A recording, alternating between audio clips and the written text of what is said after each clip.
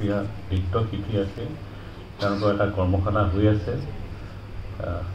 বৰবায়ন ডাঙৰীয়া আহিছে মাজুলীৰ পৰা তেওঁলোকক শিকাই আছে গতিকে সেই অনুষ্ঠানত আপুনি থাকিব লাগে বিশেষ কাৰণত মই নাথাকিম সেইদিনাখন গতিকে মই ক'লোঁ যে নহয় মই বিশ্বকৰ্মা দিৱসৰ দিনাখনেই যাম চ' থেংক ইউ মোক এই অনুষ্ঠানত মাতাৰ কাৰণে আমি আহিছোঁ মই বেছি কথা নকওঁ কাৰণ মই আইন জগতৰ মানুহ মই আইনৰহে ক'ব জানো বেছি অন্য কথা মোৰ অকণমান সীমিত তথাপিও বিষ্ণু ৰাভাৰ বিষয়ে এইকাৰণেই ক'ম যে মোৰ দেউতাও তেখেতৰ সমসাময়িক আছিলে আৰু তেখেতৰ বিভিন্ন কৰ্মসূচীত তেওঁ জড়িত হৈ আছিল আজি আমাৰ সমাজখন আমি যদি বৃহত্তৰ ভাৰতীয় সমাজখন যদি চাওঁ তাৰ পক্ষপাতিত আমাৰ অসমীয়া সমাজখন চাওঁ we are on a cross road we are at A cross road আমি বিষ্ণু ৰাভাৰ কথা কৈছোঁ আমাৰ অসমীয়া সমাজখন এখন উদাৰ সমাজ আমাৰ সমাজখন সংকীৰ্ণ সমাজ নহয় নেৰো সমাজ নহয় এইখন এখন উদাৰ বহল সমাজ ইয়াত আমাৰ ভেদাভেদ আছে যদিও খুব কম ইট ইজ নট ইমান হেৰি নহয় এপাৰেণ্ট নহয় যদি চাউথ ইণ্ডিয়াত আপুনি যদি যায় বা নৰ্থ ইণ্ডিয়াত আমি যদি দেখিছোঁ তেনেকুৱা আমি আমাৰ অসমীয়া সমাজত আমি নেদেখোঁ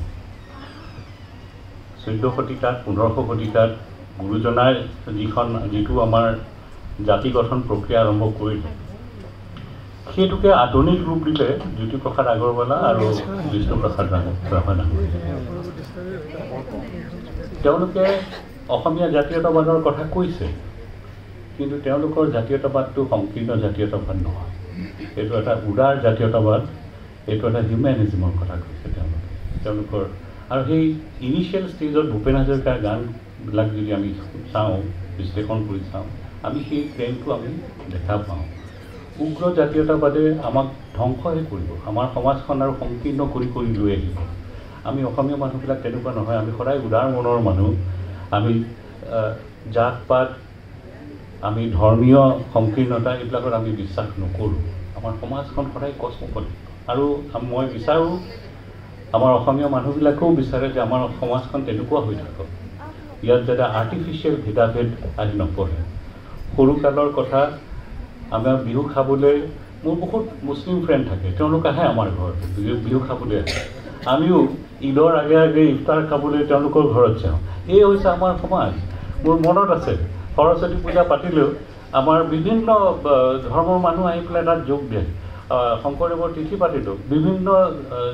ধৰ্মৰ মানুহ আহি পেলাই তাত যোগ দিয়ে গতিকে আমাৰ অসমীয়া সমাজখন আমি যদি চাওঁ উত্তৰ ভাৰতৰ সমাজখন বা দক্ষিণ ভাৰতৰ সমাজত আমি যদি চাওঁ আমাৰ সমাজখন এটা সুকীয়া আমাৰ এটা সুকীয়া আইডেণ্টিটি আছে গতিকে আমাৰ যিটো অসমীয়াত্ব যিটো আছে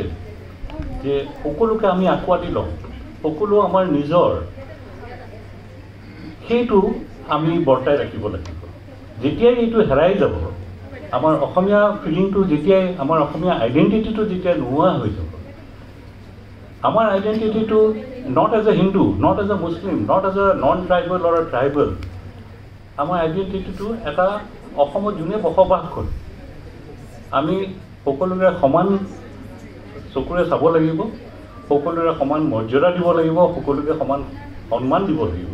তেতিয়া আমাৰ সমাজখন বৰ্তি থাকিব আৰু এই সমাজখনত আমি থাকিব পাৰিলে আমি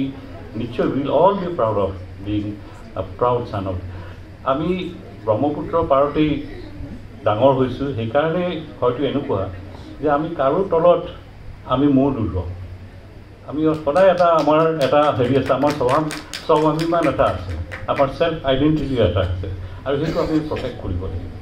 গুৰুজনে আজি 500-600 বছৰ আগতে যিখিনি কথা কৈ থৈ গৈছিলে আপোনালোকে যদি বিশ্লেষণ কৰি চায় আমাৰ সংবিধানত সেইখিনি কথাই লিখা আছে প্ৰিয়েম্বলত ফ্ৰেটাৰ্নিটি ইকুৱেলিটি ফ্ৰেটাৰ্নিটি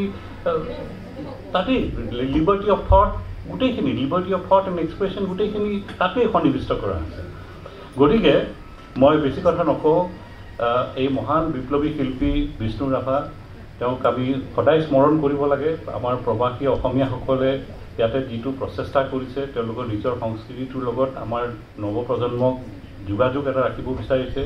মই এইটো সঁচাকৈ শলাগ ল'বলগীয়া মই তাৰ বাবে আমাৰ সভাপতি দত্ত আৰু সম্পাদক তালুকদাৰ ডাঙৰীয়া আৰু সকলো কৰ্মকৰ্তাক মই ধন্যবাদ জনাইছোঁ